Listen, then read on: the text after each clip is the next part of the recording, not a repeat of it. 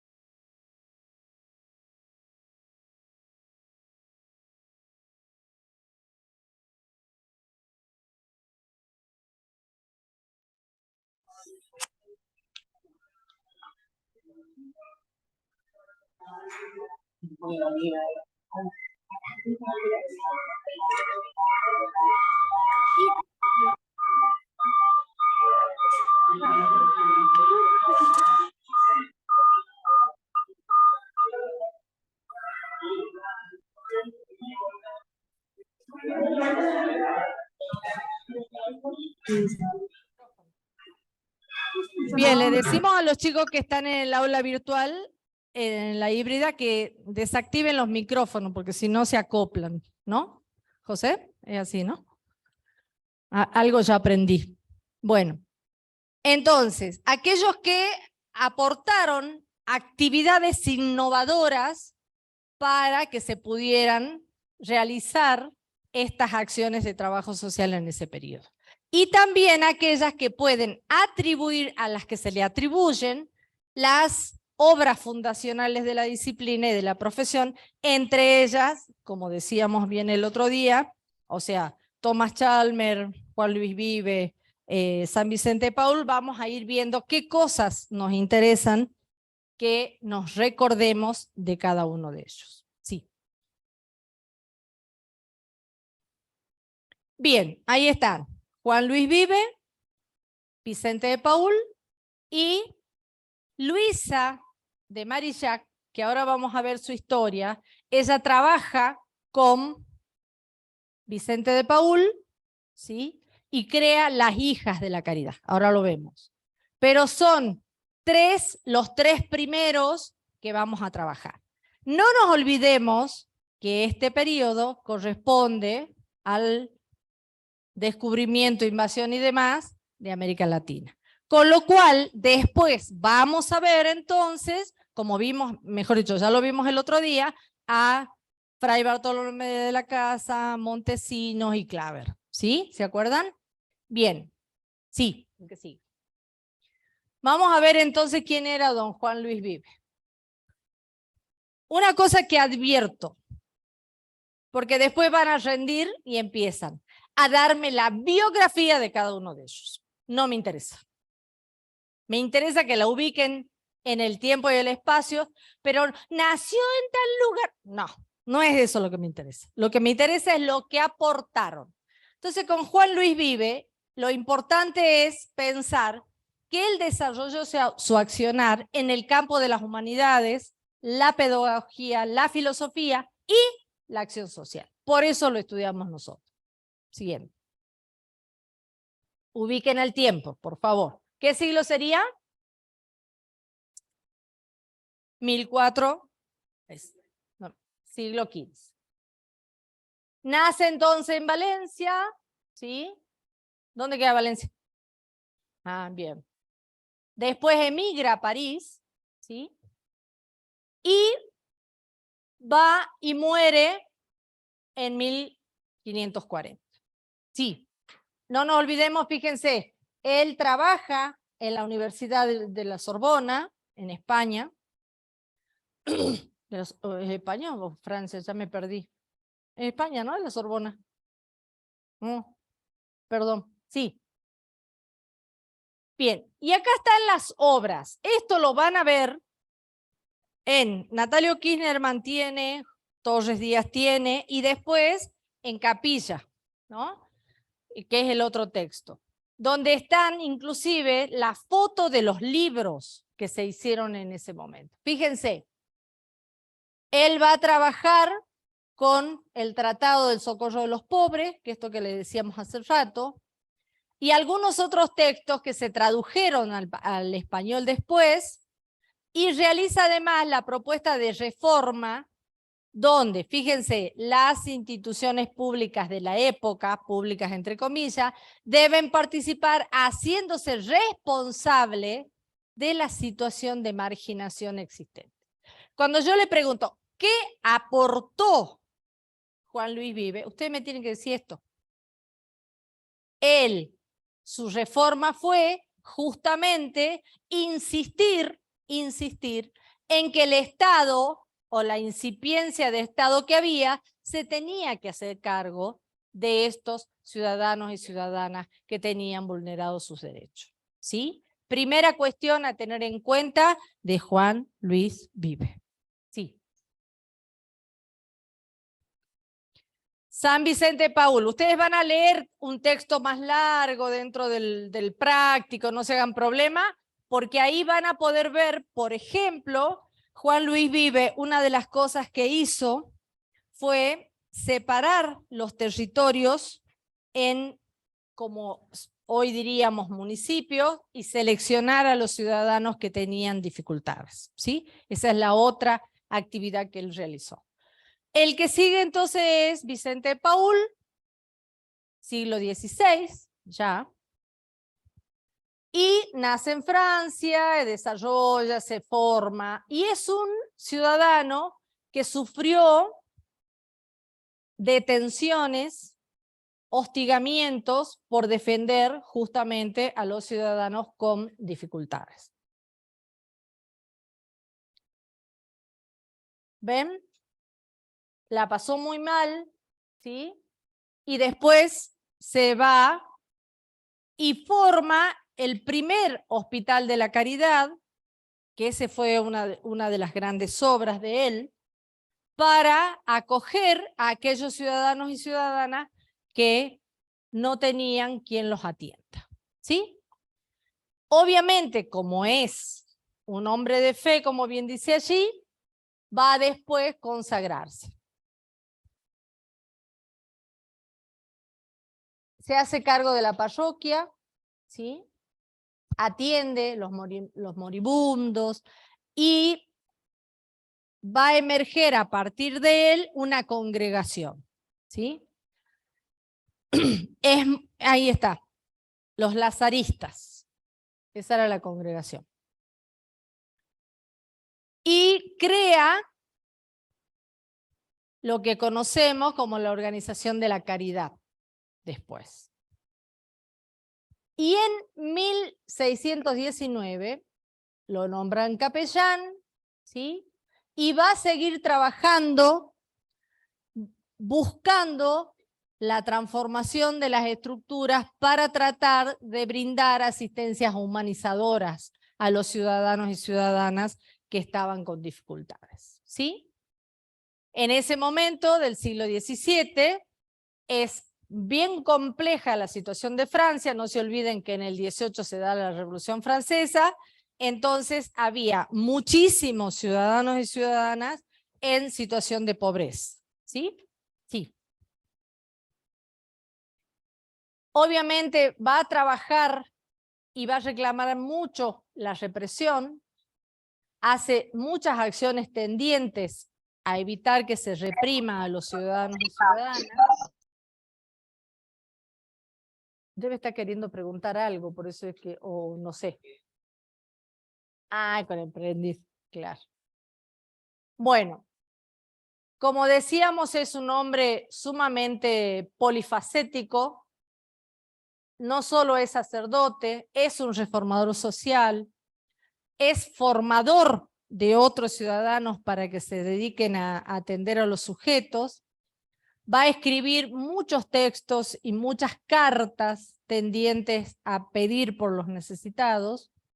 Y se lo considera, fíjense, como un talismán para los necesitados, ¿no? O sea, es bastante significativa esa... ¿cómo es? Obviamente trabaja mucho, vuelvo a repetir, y él va a fundar la Organización de la Caridad. Una de las... no, estoy hablando... las... ¿cómo se llama? Uy, se me fue. Las... exacto. Hermanas de la Caridad, ¿así dije? No. Uy, las Damas de la Caridad. Él es el fundador de las Damas de la Caridad. Marilac. Trabajando junto con la fundación de Juan Luis, de San Vicente de Paul, cuando ya es sacerdote. Sí, el siguiente. Bueno, y acá está esto que decíamos recién, ¿ves? Él primero funda las Damas de la Caridad y después, dentro de la compañía, se fundan las Hijas de la Caridad. O sea, y en definitiva, él funda 3 organizaciones distintas tendientes a atender a los ciudadanos con dificultades. Por un lado, las Damas de la Caridad, la Carité, lo que se conoce como Carité a nivel internacional, inclusive en Argentina existe todavía, que es Cáritas, ¿sí? ¿Sabe lo que es Cáritas, no? Bueno, es una organización que se subvenciona también con lo que nosotros ponemos cuando vamos a, los que ponen, digamos, cuando van a la iglesia. Sí.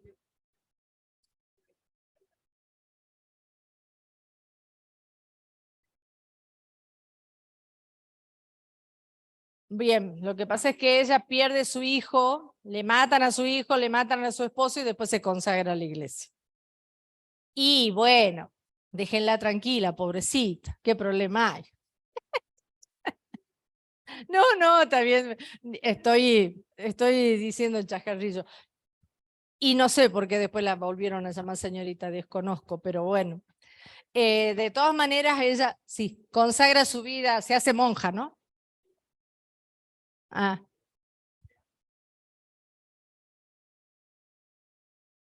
cuando perdí el esposo volvieron a ser señorita. Ah, mira, no me acordaba de ese detalle.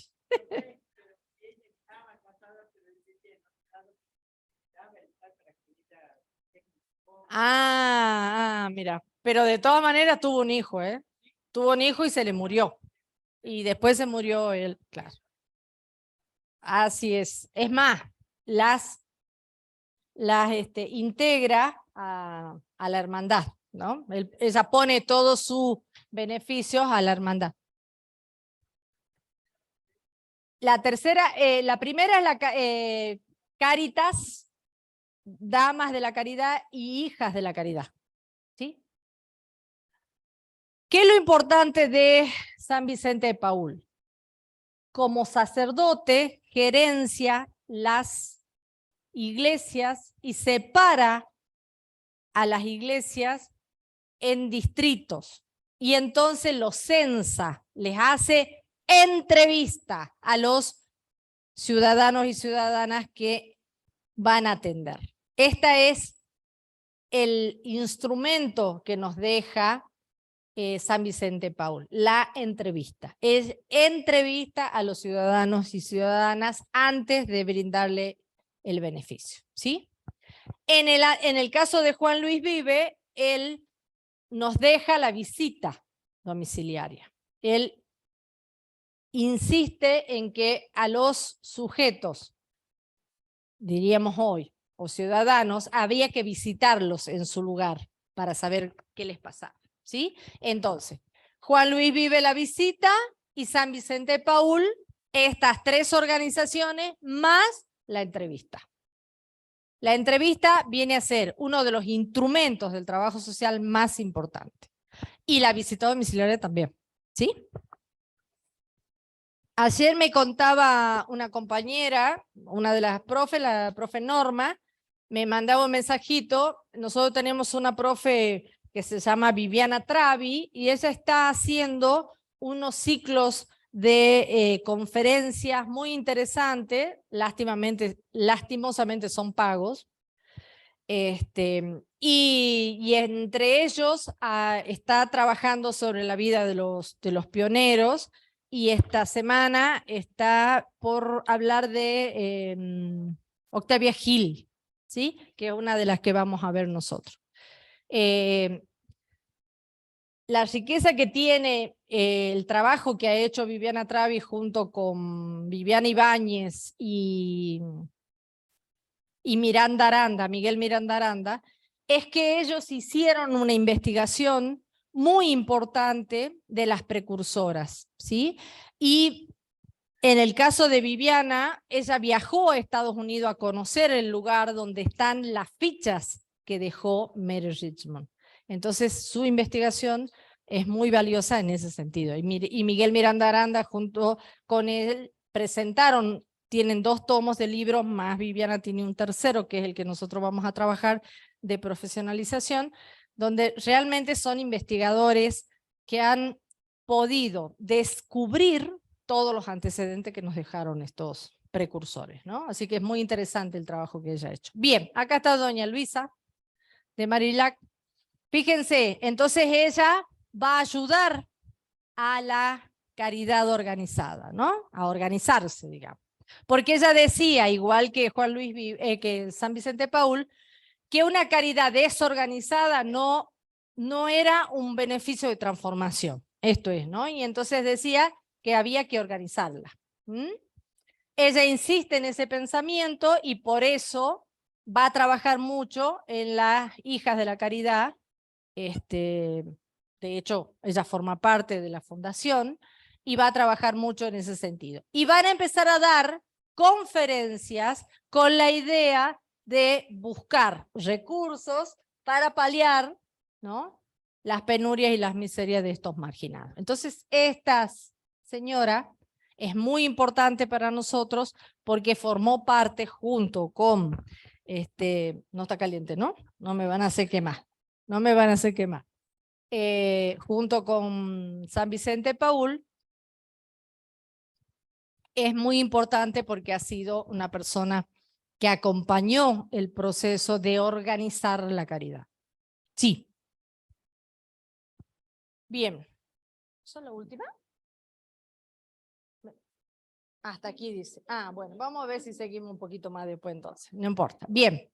Este cuadro, no se preocupen, después lo vamos a hacer más grande, tranquilo, tranquilo, tranquilo. Se los traje nada más que para que lo vean y después lo vamos a ir recortando. Fíjense, gracias José, sos un genio. ¿Qué me interesaba? Que puedan ver este primer periodo y hay un texto de Boris Lima que él plantea que ese primer periodo de la disciplina se llama pretécnica, etapa pretécnica. Por eso se los traje, porque me parece por ahí pueden encontrar este concepto y no van a saber de dónde lo sacamos. Y es Boris Lima el que sugiere que está dividida nuestra disciplina en 3 etapas. Boris Lima. Sí, Boris Lima. Lo tengo al texto, ya se los voy a traer para mostrárselo. Es un texto sumamente interesante que varios años intentamos ponerlo, pero después empiezan los alumnos, no, profe, que es muy complicado para leer, y no sé qué, y no sé qué. Entonces, les traemos nada más que el cuadro. Pero tiene muchos datos de todos estos autores que venimos trabajando, ¿sí? Entonces, fíjense, pretécnica ¿Cuáles son entonces? Y esto es lo que me interesa. ¿Cuáles son las acciones que van a brindar entonces estos precursores? Caridad, beneficencia y filantropía. ¿Sí? Subímelo un poquito. ¿Y cuáles son los referentes? San Vicente Paúl, Juan Luis Vive y Thomas Chalmers, que vamos a verlo ahora. ¿Sí?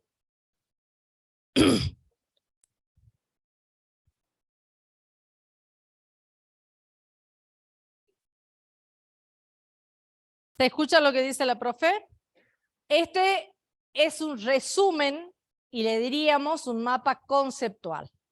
Que ustedes pueden usar este cuadro para cuando les toque rendir. Si les toca rendir un oral porque no promocionaron la materia, usan este cuadro como referencia y van hablando sobre ese cuadro. Entonces, si quieren hablar de la primer bolilla, cosa que a la profe no le gusta, aunque ahora sí me va a gustar porque tiene profesionalización, le cambiamos algunas cosas, ahora sí me va a gustar, ustedes pueden utilizar, ¿me corres un poquito para este lado? Para el otro, perdón, ahí está.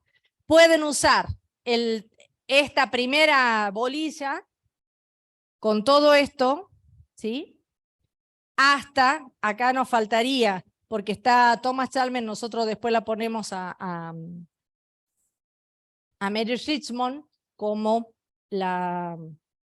nuestra precursora más importante y la fundadora de alguna manera de nuestra disciplina, pero van usando los textos y en función de este cuadro. Con este cuadro, como verán después la tenemos acá, porque nosotros la vamos a ver como iniciando el proceso y después la vamos a ver acá. ¿Sí? ¿Por qué acá? Porque ella empieza su periodo en el siglo XIX y va a publicar su libro en el siglo XX. Por eso está puesta acá. ¿Sí? No es que me equivoqué. ¿Eh? Nosotros la empezamos a ver en el siglo XIX y después la pasamos al siglo XX. ¿Sí? Porque ella muere en el siglo XX y produce mucha bibliografía en el siglo XX, parte del siglo XX. Bien. Seguí un poco más a ver. Bueno, y esta es la última parte donde nosotros estamos hablando de la científica, ¿sí? De la etapa, de la precientífica y la científica, ¿sí? Acá vamos, como verán, ¿ven los cuadritos? ¿Los ven? Bien, listo. Este lo vamos a volver a ver, no se hagan problema. La hora que sea, a ver. Ah, bien. Sí, me había puesto hasta acá porque tenía miedo que nos demoráramos mucho con la primera parte. Sí. Vamos a pasar entonces al siglo XIX. ¿Sí? Hasta acá vimos hasta el siglo XVIII. Igual vamos a volver la semana que viene con Revolución Francesa para ver el siglo XVIII. Y allí vamos a reforzar un poco estas cosas que vamos a ver hoy día.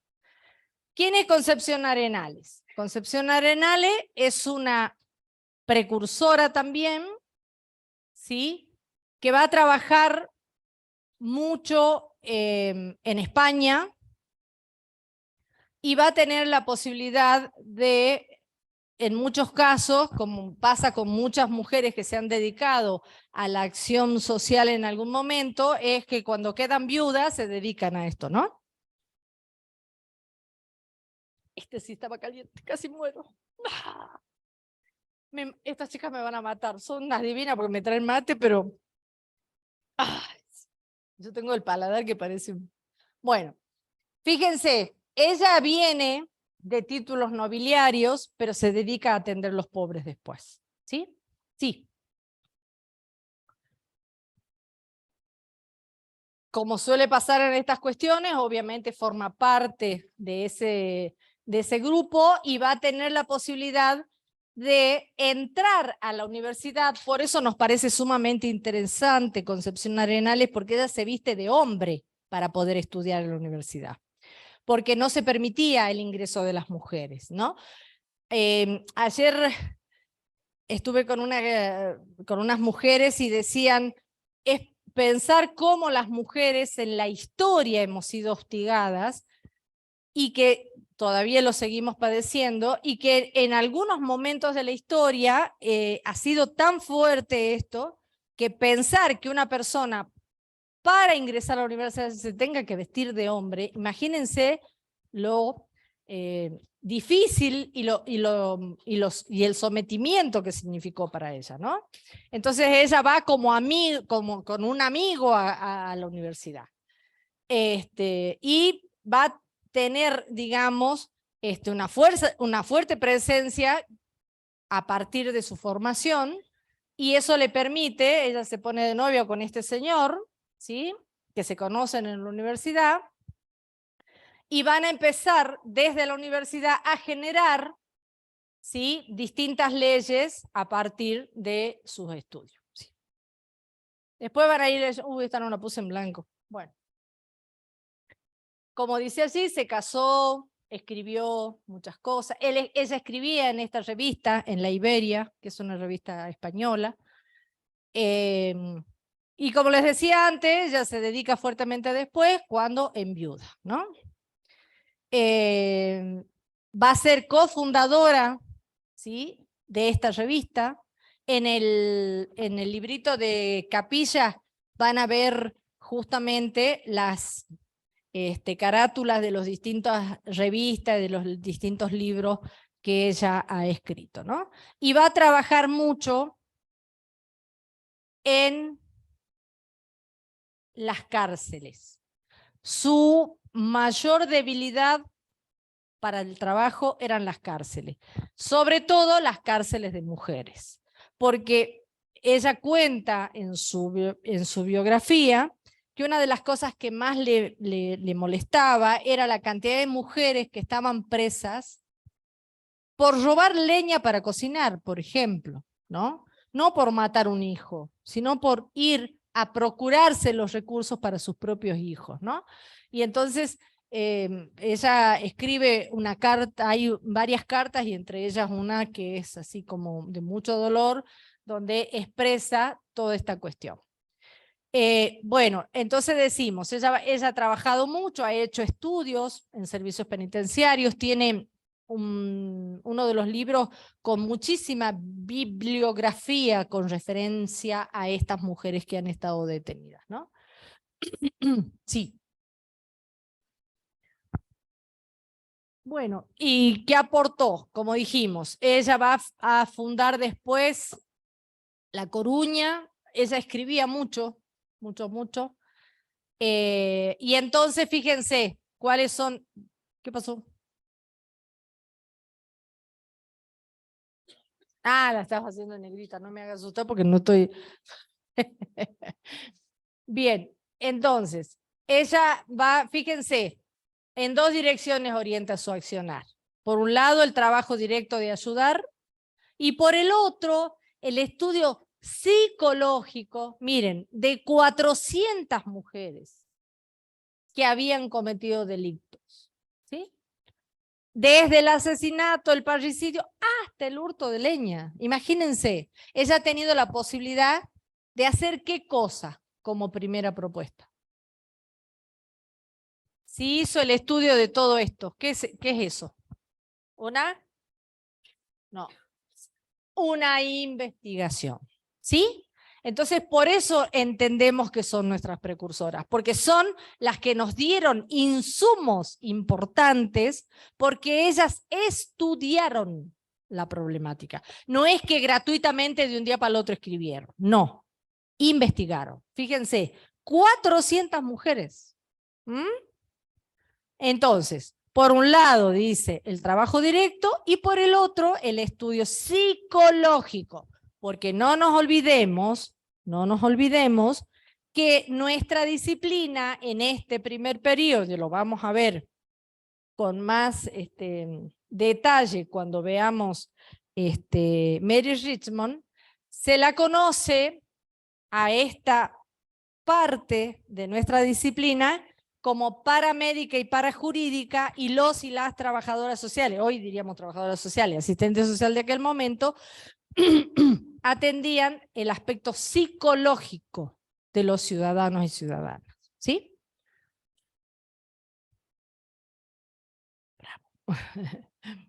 ¿Sí? ¿Me siguen? es importante que tengan en cuenta esto porque esto forma parte de esa línea del tiempo que tenemos que ir construyendo. Sí. Bien, y acá están todas las publicaciones que ella ha hecho. Esta es la carta que yo les decía, ¿ves? Son propuestas y la mujer de la casa, la mujer del porvenir. Fíjense, los títulos de los libros son bellos realmente. La voz que clama en el desierto, imagínense, ¿no? O sea, cosas como muy, muy importantes. Y esta, ¿no? A los vencedores y a los vencidos. Entonces, ha sido una persona que ha producido mucho material, mucho, escribió mucho, ¿sí? Y ha trabajado mucho a tal punto que obtuvo el primer premio en el concurso de 1886 abierto sobre la sociedad abolicionista. Ella escribía y bregaba, ¿sí?, por toda la lucha contra los ciudadanos y ciudadanas que estaban presos y sobre todo con aquellos que menos tenían. Entonces le dieron un premio, el primer premio. Sí. Vuelvo a repetir, es muy importante que tengamos en cuenta que no nos interesa los datos de dónde nació de última, es un dato importante, pero no digamos esto, que se casó, que vino, que se murió, que, bueno, nada de eso, sino las publicaciones que los ciudadanos realizaron, porque son las que nos aportan algún dato. Porque fíjense, ella investigó, ¿no? Y ya estamos pensando en la figura que el trabajador social tiene que investigar. Para poder ejercer su profesión, tiene que investigar. Entonces, es un detalle bien importante. Bien, otro de los precursores que vamos a trabajar, todo siglo XIX, vamos a hacer primero Octavia Gil, que es esta que les decía que Viviana Travi está presentando esta semana. Sí. Samuel Barner, su mujer, ellos dos trabajaron mucho en lo que se llaman los Gentlemans en Alemania. Ana Dawes, una compañera de Mary Richmond después, Beatriz Ewett también, y otra inglesa que va a trabajar mucho, fíjense hasta cuándo, ¿no? Hasta el siglo, estas tres, hasta el siglo XX. Bien. Octavia Gil, fíjense, nace en Inglaterra, ¿sí? Octava hija. Se tenían muchos hijos en ese momento, ¿no? ¿Ustedes qué opinan? No había preservativo, no había anticonceptivo, ni anticoncepción, ni nada que se parezca. ¿Las mujeres estaban para qué? Exactamente, para procrear. Esa era su función. Y la vamos a ver cuando veamos la sociedad de beneficencia. Claro, y prepararse para ser excelentes amas de casa porque eran las que iban a sostener los hijos productores, los hombres y mujeres, los hombres más que nada, que iban a producir, ¿no? Entonces, bueno, tenían una doble misión y un doble rol. Bien, fíjense, ella empieza su vida infantil ya teniendo estos antecedentes, de que tanto su mamá como su papá trabajaban, ¿sí?, en actividades solidarias y buscando preservar la salud de los demás, ¿sí? Porque la mamá y el papá trabajaron en este periodo de epidemias y saneamiento, ¿no? Y yo siempre cuento de que muchos de nosotros y nosotras, las trabajadoras sociales y trabajadores sociales, venimos de tener algunos antecedentes de militancia social, ¿no? Hemos sido militantes sociales desde niños, desde nuestra familia, ¿no? Padres de la cooperadora, presidente de clubes, ¿no? Y entonces uno viene desde ese lugar. Y lo menos que puede ser es esto, digamos, ¿no? Lo que somos. Acá estoy. La que sigue, por favor. Así también de hijos de reprimidos por la dictadura militar, ¿no? Claro, hay que decirlo también. Como consecuencia de la militancia. Bien. Acá le puse algunas otras cosas. Por ejemplo, ella colabora con la Organización de la Caridad. ¿Sí? Octavia Gil. trabaja en Londres. Ella va a trabajar en la Sociedad de Damas de Whiskey. Uy, se me fue. Bueno, sí, esa. En Inglaterra, cuando tenía solo 14 años, ¿no? O sea, desde chica. ¿Qué hacía? Enseñarle a los niños a construir juguetes. Y a raíz de eso, ella empieza a conocer qué pasaba con las alumnitas que ella tenía, ¿no? Y dónde vivían y cuál era su condición. Sí. O sea, esto de que nos sentimos movilizados por lo que le pasa al otro. Bueno, junto a sus hermanas funda una escuela, porque entendía que los niños necesitaban formarse. Y su mayor debilidad, justamente por este accionar de visitar a sus alumnas, era las condiciones de la vivienda de los padres de las alumnas que tenía. A ella le preocupaba mucho pensar que estos niños y niñas no tenían una vivienda adecuada para vivir. ¿Sí? Entonces, su mayor preocupación de Octavia Hill es la vivienda. Y fíjense lo que hace. Consigue un subsidio, pide dinero prestado, alquila casas y las entrega a ciudadanos y ciudadanas para que las usen, a las cuales le cobraban un pequeño alquiler, pero a la vez las capacitaban a estas ciudadanas y ciudadanos que alquilaban para un mejor vivir. ¿Sí? Entonces, no solo hizo propuestas muy interesantes con respecto a la vivienda, sino también trabajó mucho, por lo mismo que le gustaba la docencia, en pensar cómo vivían esos ciudadanos y ciudadanas.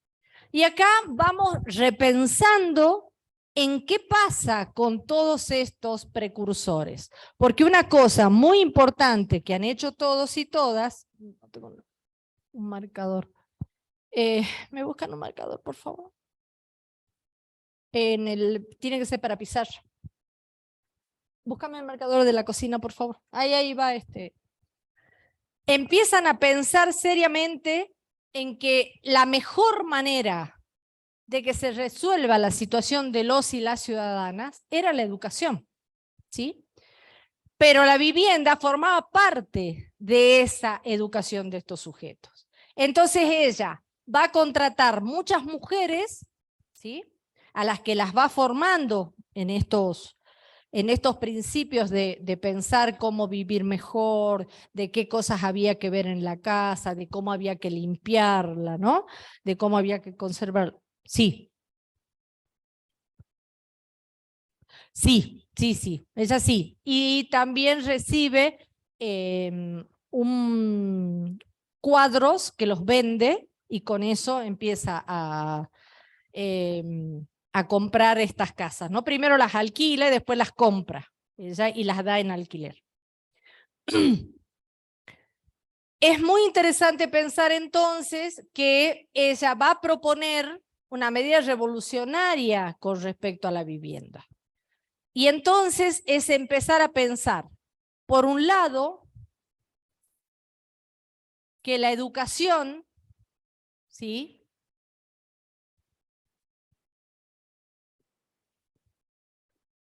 es un eje central para que los y las ciudadanas que tienen dificultades puedan mejorar su calidad de vida. En el caso de todos los que venimos viendo hasta acá y los que vamos a seguir viendo, ellos insisten en la educación. Digo esto porque cuando nosotros veamos algunos otros precursores, y en especial una de ellas, como esto es lo más importante, nuestro rol de trabajador social va a ser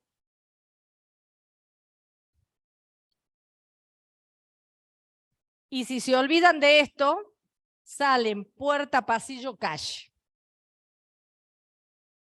¿Sí?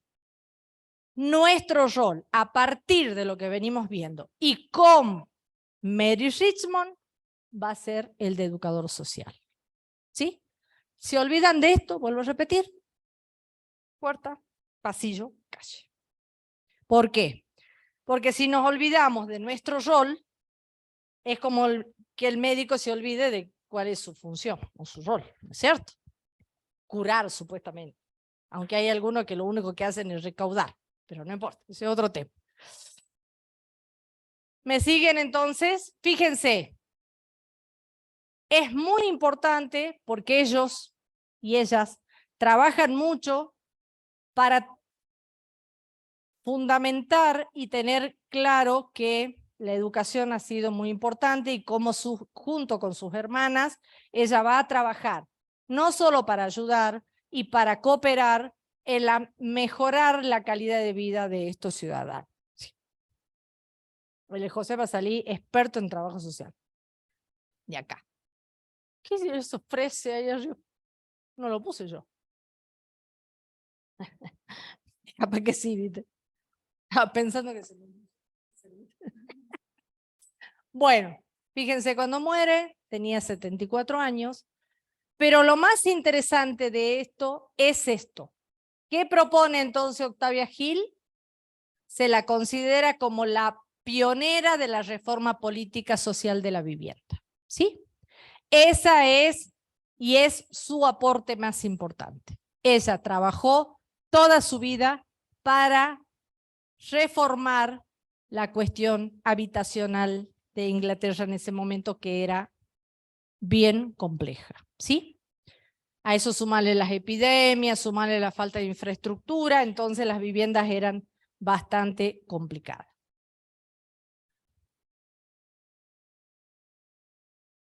Exactamente, eso es muy importante. Lo que acaba de decir la profe Mirta es fundamental. ¿Me repetí lo que dijiste? Porque quería conectar las dos cosas.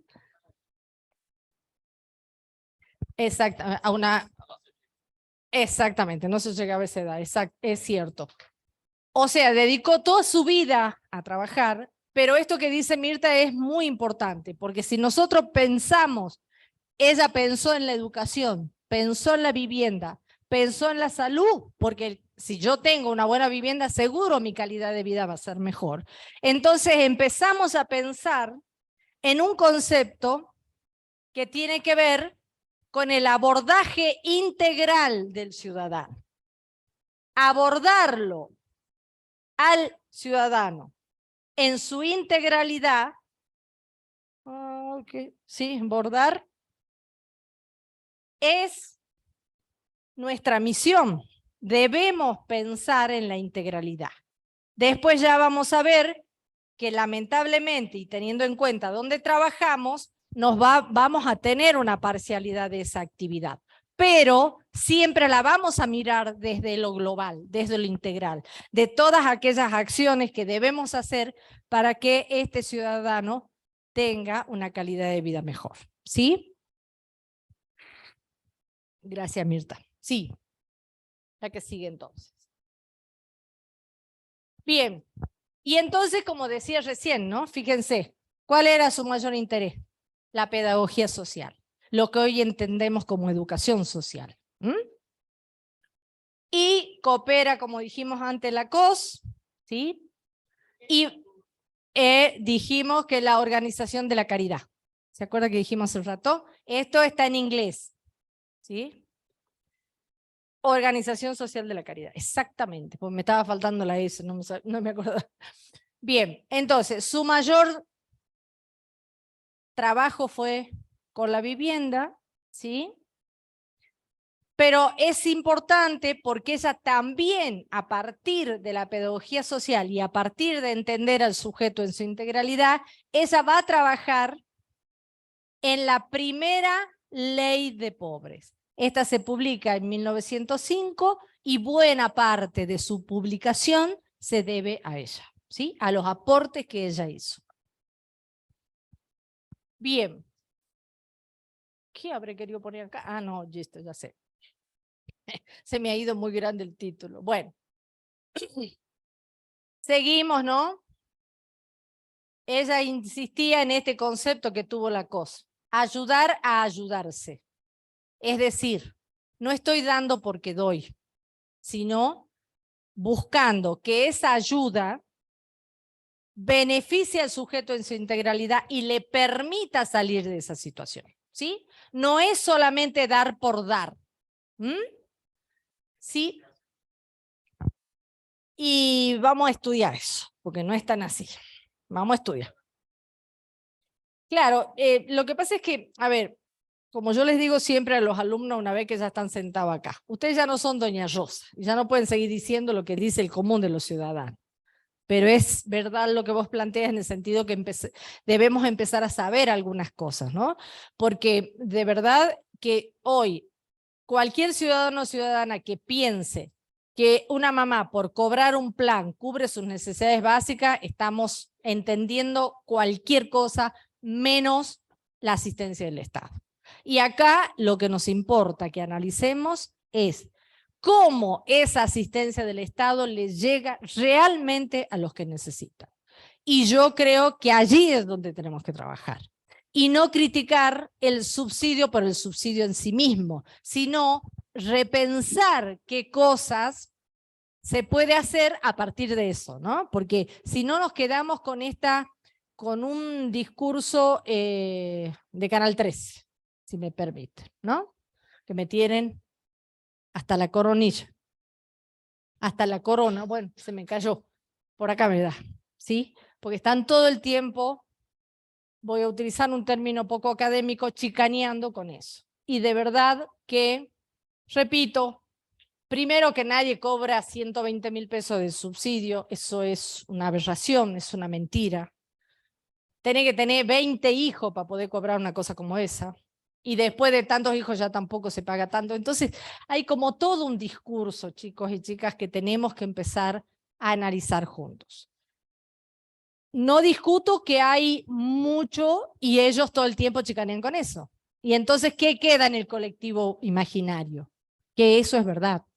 Entonces lo que tenemos que empezar a pensar y a repensar juntos es que eso no es tan así, porque nadie vive con 20, 25, 30.000 pesos. Nadie.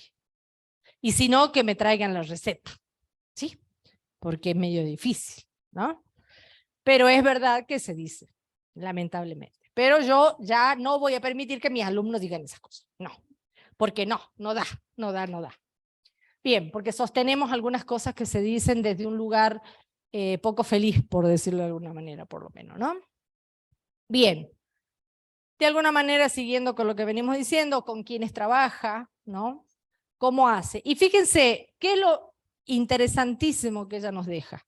Los pobres son sujetos de derecho, sujetos a principios de individualización y de igualdad. Este es un aporte, al igual que la propuesta de reforma de vivienda, más importante de Octavia Gil. Entender que los pobres son sujetos de derecho. Es la primera vez que se dice que los pobres son sujetos de derecho. ¿Sí? Entonces es muy importante el aporte que ella hace. Y pensar en que es un sujeto indivisible y es un sujeto al que lo tengo que trabajar individualmente y que tiene y necesita igualdad, imagínense. ¿Qué más podemos decir después de eso? Nada. ¿Por qué? Y porque entonces todo esto nos lleva a que todas las lucecitas que yo tengo prendida acá, breguemos por los derechos de los ciudadanos y ciudadanas. Porque si no, seguimos pensando que no se puede cambiar nada. Entonces, si seguimos pensando que no vamos a cambiar nada, agarrémonos de la manito y vayámoslo a la plaza. Todos, para afuera. Porque no tiene sentido que estemos sentados acá. Porque la reforma es posible cuando hay presión social. Y la presión social la tenemos que ejercer entre todos y todas para que eso suceda. Porque no debería existir ni un solo ciudadano que no tenga sus derechos. Y para eso nos estamos formando. Ustedes dirán, injusticia existe siempre. Sí, pero tratemos que sea la menos posible. Y acompañemos procesos. ¿Sí? Sí. Bueno, acá están las publicaciones, como verán también escribió bastante.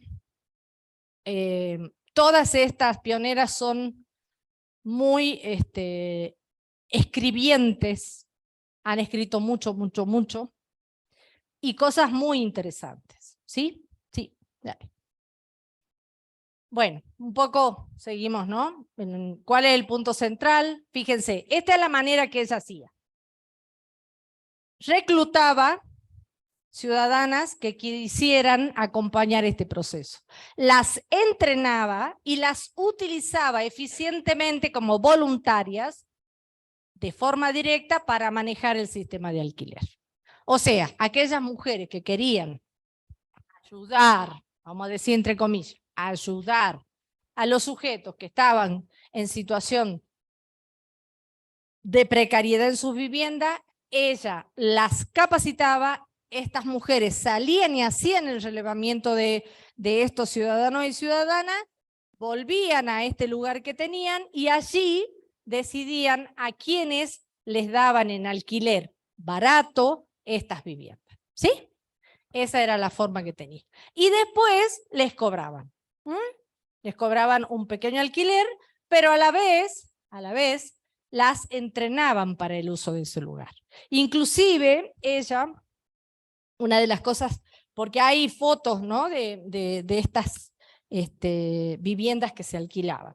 Y ella insistía mucho con que también, y esto es otro elemento que es interesante a tener en cuenta, era cuidar el medio ambiente. Fíjense, allá lejos y hace tiempo ella pensaba en que había que cuidar el medio donde estaba la vivienda, ¿no? Que estuviera limpia, que tuviera árboles, que pensar en lo ecológico en ese momento, ¿no? En el siglo XIX. O sea, una avanzada y una adelantada impresionante.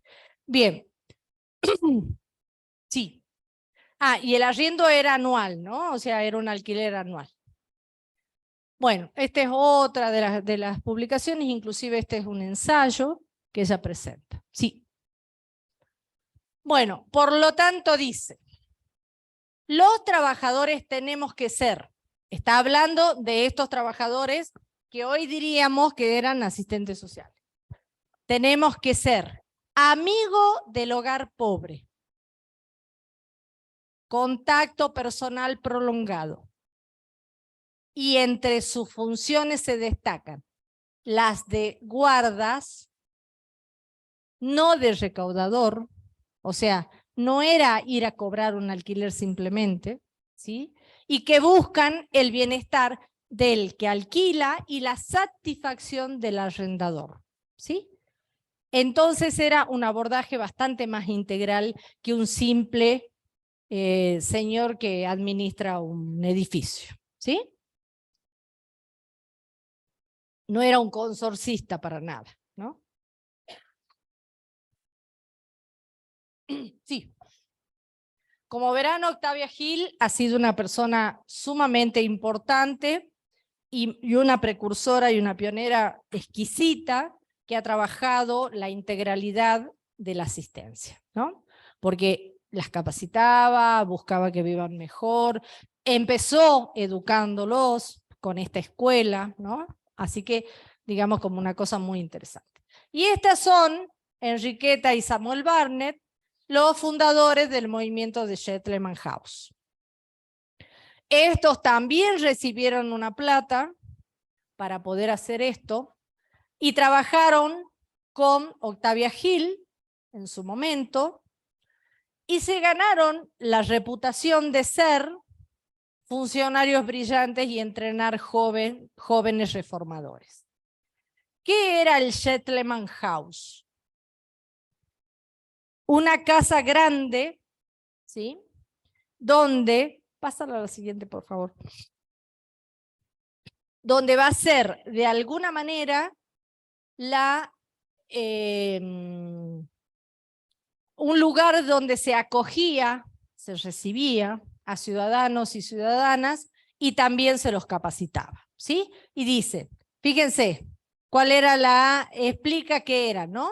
Dice, en 3 poderosas causas. La primera, existía una gran desconfianza y descrédito de la beneficencia reglamentada y de la filantropía existente, y eran conscientes de eso, por lo tanto, ¿sí?, van a trabajar, ¿sí?, de otra manera, intentando buscar la posibilidad de reformas y de que esta actividad filantrópica y misionera tenga una perspectiva distinta, ¿no? Y entonces van a hacer, entendían, dice, que la sociedad caritativa organizada había mal acostumbrado, dice, a los pobres, y la ley de pobre en vigor, digamos, la que estaba vigente, había sido su principal herramienta, porque la pobreza era muy importante en ese momento, pero entendían de que era una cáscara vacía, que era nada más que el dar, ¿sí? La segunda causa era la demanda de conocimiento científico, por lo tanto, había que estudiar qué pasaba con estos ciudadanos y ciudadanas, ¿sí? Y intentaban hacer una investigación crítica acerca de lo que pasaba con los ciudadanos que estaban en situación de pobreza.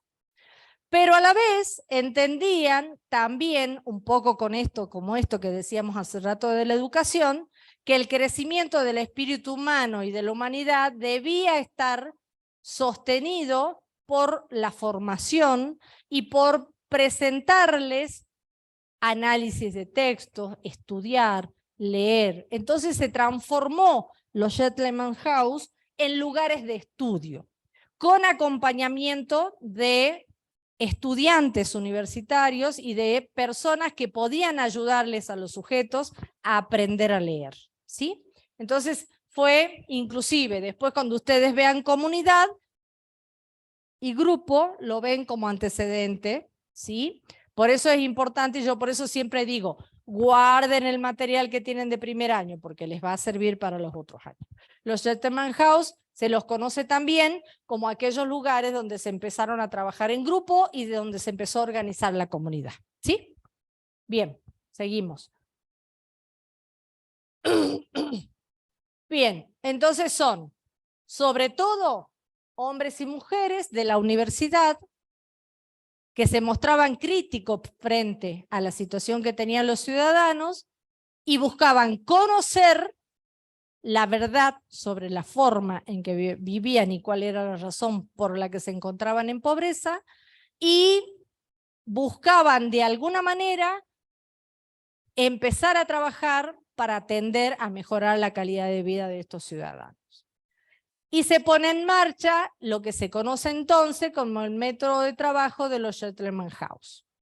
¿Qué eran qué cosa? Barrios donde convivían estos profesores y alumnos universitarios acomodados con los pobres, ¿sí? O sea, una villa universitaria, diríamos hoy, donde vivían tanto los ciudadanos que tenían estas necesidades y los alumnos y los profesores, ¿sí?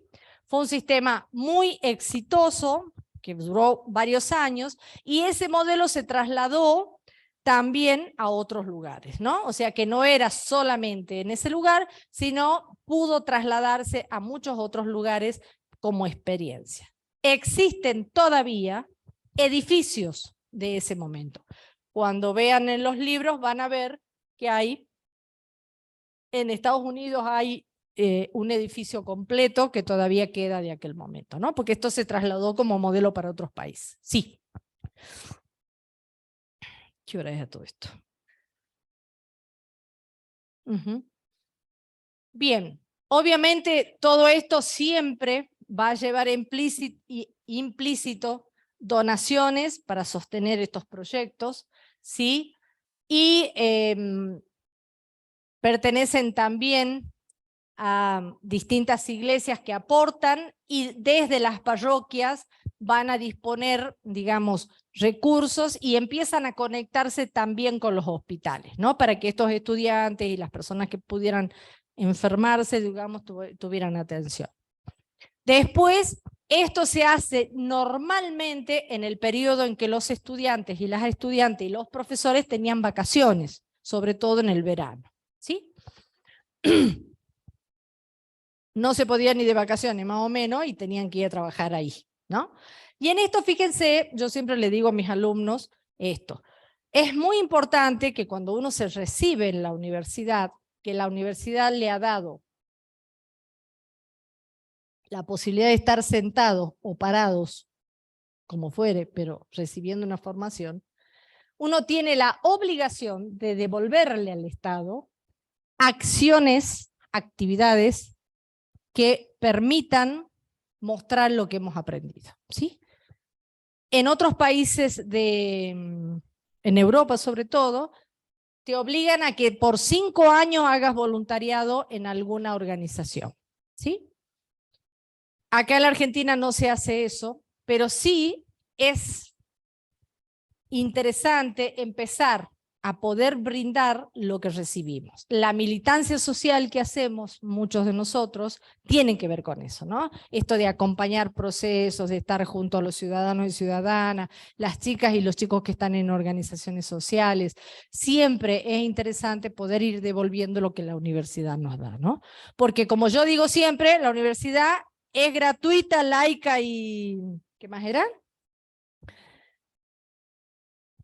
Y pública, gracias, pero no es gratuita porque ¿con qué la pagamos?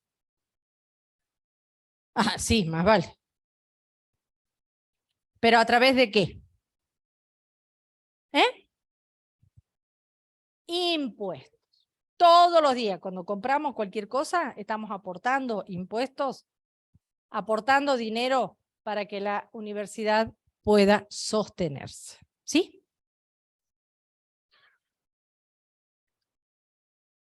Por eso compramos la yerba para el mate, dicen las chicas. Bueno, bien. Como les decía hace rato, esto se extendió y en otros países aparece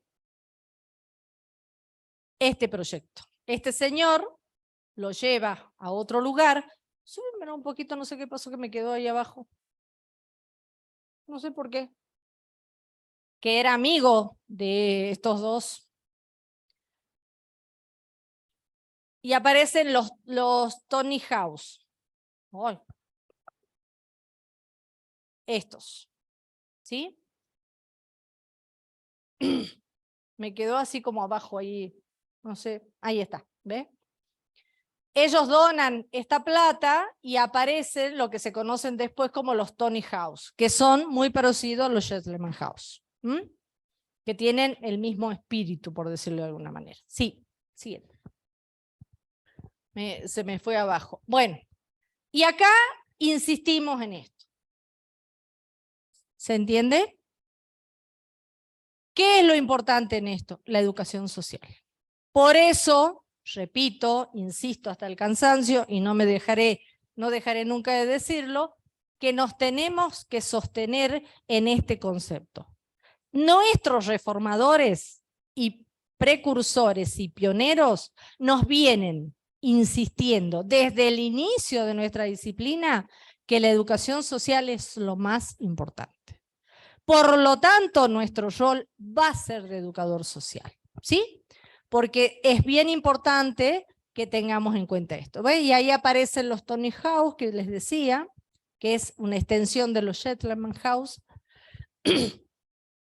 Y participar con espíritu humanitario era lo más importante y es lo que les digo que debiéramos hacer todos los estudiantes universitarios, ¿no? Y brindar, sobre todo, no solo la posibilidad de tener un espacio donde voy a leer, donde veo obras de arte, porque estos lugares también se hacían exposiciones, se llevaban obras de arte para que los vean y demás, libros para leer, pero también imperaba la amistad, en la implicancia comunitaria, esto que les decía, ¿no? Es pensar en el medio comunitario como algo limpio, lindo, agradable para ir a jugar, para compartir, y un aprendizaje global y común de retroalimentación permanente y que de última, y lo van a experimentar ustedes, cómo la universidad nos transforma, ¿sí? Cómo estos espacios educativos nos transforman. Ya no somos lo mismo cuando hemos venido a la universidad, no somos lo mismo. Nadie dice que nos hagamos agrandados, ¿no? Y otra cosa eso. Ah, no, pues yo estoy en la universidad. No, al revés, más humildes tenemos que ser, ¿sí? Tenemos que ser humildes, ¿sí? ¿Está? Bueno, publicaciones de estos ciudadanos. Hace unos años se hizo un congreso de trabajo social acá, y los chicos de primer año, de segundo año, no, de primer año, hicieron unos libritos de Barnes muy bonitos, que todavía tengo algunos guardados ahí. Presentaron como producción de primer año los chicos, ¿no? Sobre todo las historias de cada uno de estos ciudadanos ilustres que nos han precedido. Bien, como verán, publicaciones, ¿no? Con la idea de transmitir esto que daban. Sí. Bueno, lo vamos a dejar acá, porque acá ya entramos en el siglo XX, exactamente. Bien, hasta acá, dudas, preguntas, comentarios. Sí, me dice. Ahora, gracias por preguntarme. Dos cosas les digo. Primero, este es el libro de Torres Díaz, ¿sí? Historia del trabajo social, ¿sí? Este está editado por Lumen y Humanitas, ya no se consigue más, está agotado. Por suerte yo tengo el mío y no se lo voy a prestar porque si no me lo pierden.